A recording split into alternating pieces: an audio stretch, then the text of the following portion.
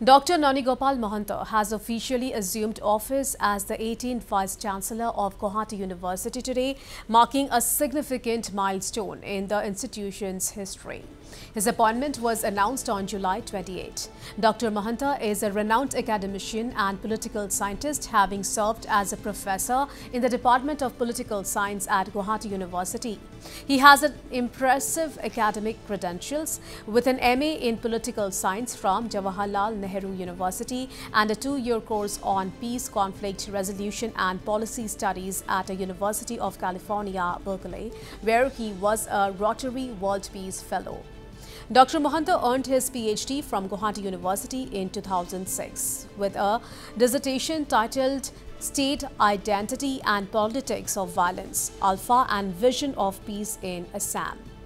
Well, he is an accomplished author, having written influential books. Dr. Mahanta also serves as an education advisor to the government and dedicated to advancing educational policies and practices.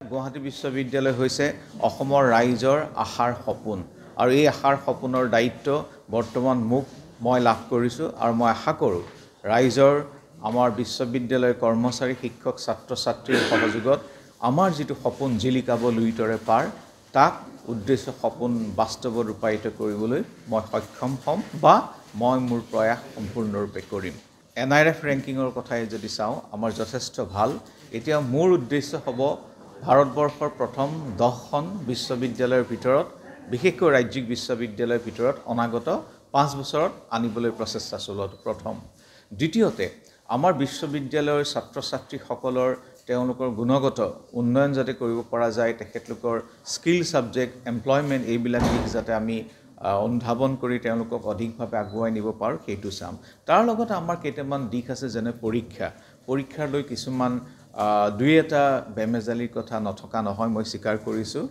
সময়মতে পৰীক্ষা নিদিয়া কাৰণ আমাৰ অতি বৃহৎ বিশ্ববিদ্যালয় আমাৰ প্ৰায় 340 খনমান মহাবিদ্যালয় আছে গতিকে তেওঁলোকৰ শিক্ষক শিক্ষয়িত্ৰী ছাত্ৰ ছাত্ৰী প্ৰায় 7 লাখ মান হ'বগৈ গতিকে শিক্ষাৰ ব্যৱস্থাটো ভালদৰে ট্ৰেকত পেলাই ভালদৰে যাতে আমি সমাধান কৰিব পাৰো এটো মোৰ এটা লক্ষ্য